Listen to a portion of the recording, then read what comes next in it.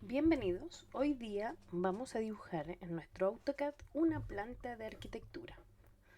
Para partir vamos a abrir el comando de AutoCAD y nos va a aparecer todo esto. Por ende, lo que tenemos que apretar va a ser New porque vamos a crear un nuevo archivo. Si yo aprieto New, nos va a aparecer todo el ambiente de AutoCAD por defecto, ¿cierto? Se recomienda siempre apretar la A y colocar Save As y guardar su archivo para evitar que se les pierda, ¿ya? Acá yo puedo configurar, por ejemplo, un archivo en una versión más antigua para que otra persona pueda abrirlo después en otro AutoCAD. Acá yo puedo colocar mi nombre siempre manteniendo la extensión que es .dwg y le vamos a colocar en este caso mi nombre, por ejemplo.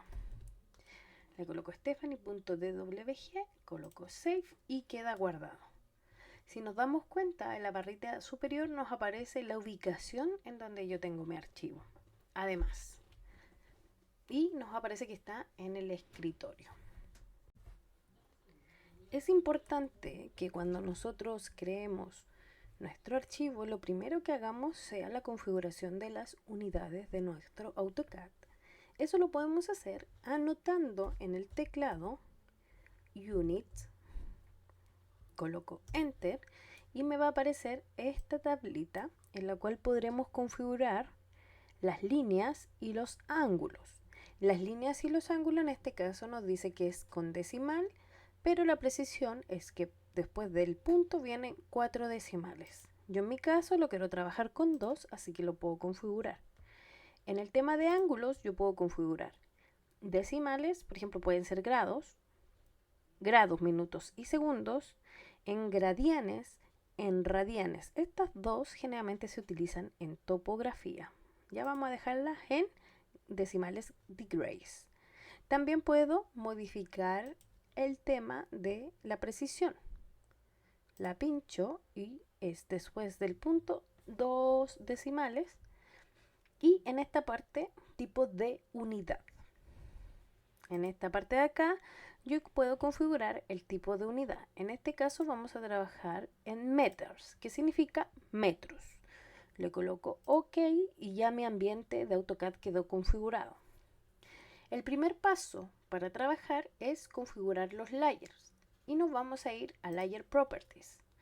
Aquí nos aparece el layer 0 que es por defecto, el cual no se puede borrar, pero si yo pincho acá donde dice New Layer me va a aparecer obviamente un nuevo layer. Vamos a crear uno que se llame Imagen. Vamos a crear otro que se llame Muros. Vamos a crear otro que se llame Puertas y Ventanas. Vamos a crear otro que se llame Ejes. Y vamos a crear otro que se llame Muebles. Para diferenciar mis tipos de layer, en muro, por ejemplo, quiero que el color sea magenta.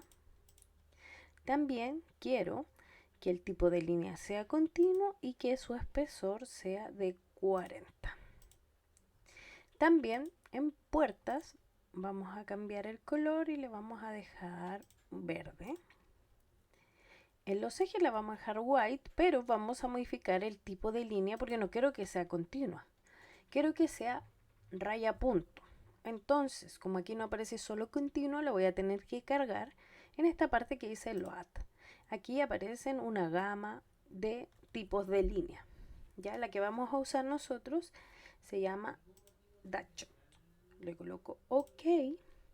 La tengo que seleccionar, le coloco OK y ya me aparece el eje con ese tipo de línea. El mueble lo vamos a dejar tal cual. Para seleccionar mi línea o mi tipo de línea, el layer, yo por ejemplo, lo primero que vamos a hacer, vamos a ingresar una imagen. Por ende voy a utilizar el layer imagen. Si me doy cuenta está seleccionado 0, pero yo quiero esta. Entonces, 2 clic izquierdo y ya me seleccionó. Entonces, todo lo que yo dibuje va a estar en este layer. Lo vamos a cerrar y vamos a empezar a trabajar el proyecto con una imagen de referencia. Como es de referencia, nos va a servir para determinar, por ejemplo, los bordes de los muros que vamos a trabajar. Para trabajar con una imagen de referencia, nosotros tenemos que tener precaución en que la planta que escojamos tenga por lo menos alguna medida o acotado para que podamos escalarlo. ¿Cómo funciona esto? Yo voy a ir a la imagen que tengo, voy a colocar clic derecho, copiar, voy al AutoCAD, coloco control V corta y me va a empezar a aparecer esto que me dice especifique un punto de origen. Clic izquierdo y yo pegué mi imagen. Esta es mi imagen de referencia. Si yo la selecciono y voy al panel de propiedades, me voy a percatar automáticamente que ya aparece en el layer de imagen, tal y como lo queríamos. Si nos damos cuenta, en nuestra imagen no va a estar escalada. Y yo lo puedo revisar de la siguiente manera. Vamos a colocar una línea en el comando line. Voy a colocar un clic izquierdo al inicio de mi cota. Con F8 yo puedo generar que mi línea quede recta. Recordemos, clic izquierdo al final de la línea. Y si yo la pincho y voy al panel de propiedades, se van a dar cuenta que el largo que tiene es de 1707. Y si nos vamos a la imagen, tiene 7.5. Entonces, obviamente, esta imagen no se encuentra escalada.